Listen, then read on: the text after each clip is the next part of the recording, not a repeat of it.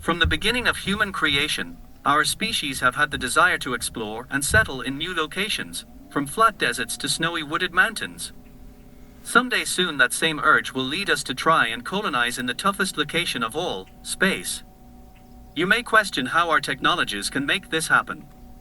The fact of the matter, space stations being capable of holding thousands of people is well within our technical and engineering understandings. A space colony must withstand the harsh environments of space while also providing a safe and comfortable environment for human colonists. Any habitat created must have resources available such as food, water, breathable air, and medical supplies. The colony must also spin to produce artificial gravity, although scientists are still unsure of how much it will need to spin. Solar radiation is also a concern for colonists. They would need to have protection from the sun's continuous solar radiation. Scientists have found how to deal with some of these issues already with the International Space Station, ISS, which was launched in 1998.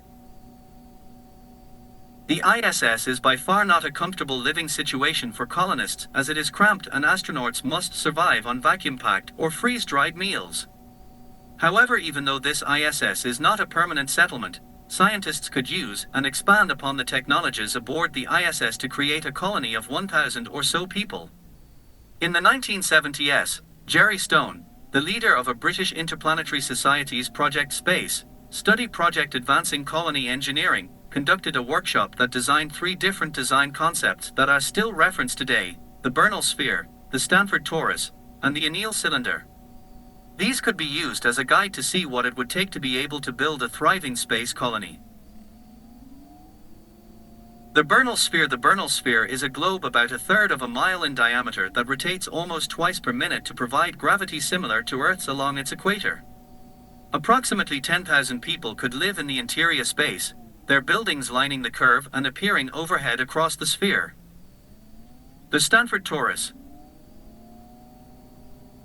The Stanford Torus, a donut-shaped tube around 430 feet wide, with a diameter of 1.1 miles, spins once per minute to produce its gravity. The inside of the tube is open, or enclosed by a transparent material to let in light. The torus would shelter around 10,000 colonists. Horizons would slope away, upwards, and a ring of the inhabited landscape overhead. 6 spokes connect the habitat ring to a central hub, letting the spacecraft dock. The Anneal Cylinder, the main body, is about 5 miles wide and 20 miles long. 3 strips of land would stretch along the interior, with 3 equal-size, sealed windows. The cylinder's huge size means it would have a gentle spin of 1 revolution every minute and a half, which would be enough for terrestrial gravity. One problem, though, is that objects want to rotate on their long axes.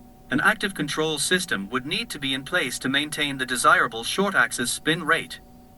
All 3 of these space structures would be much vaster than the ISS, but their designs would not pose insurmountable engineering challenges, according to Anders Sandberg, a researcher at Oxford University's Future of Humanity Institute, who studies megastructure concepts. Arguably the biggest issue we face is the logistics portion. Rocketing material into space to build a colony would be a massive expense. Anneal had mentioned the better alternative is to mine raw materials from asteroids and even the moon. Anneal has envisioned using a type of electromagnetic catapult and attaching it to the moon. It would use electromagnets to propel a magnetizable payload down shafts. After this catapult is built, it would cost virtually nothing to use because it would run off electricity and the sun would be able to power it through solar panels. The completed colonies would reside on an island of stability where gravitational attraction from the Earth, the Moon, and the Sun balance out. Agricultural areas would keep the colonists well fed with fresh food. Trade with other colonies and Earth would supply any unavailable wares. To protect the colonies from meteorite impacts, leftover slag from manufacturing could be built up as padding on the colony's exterior. Being able to shield residents from harmful space radiation, though, is trickier. Cosmic rays from deep space could not reasonably be stopped if humans lived outside the protection of our planet's atmosphere. Space residents would have slightly higher cancer risks. Frequent screenings would be needed, Stone says. Radiation from the sun would be dealt with by having several inches of water shielding block out most of it.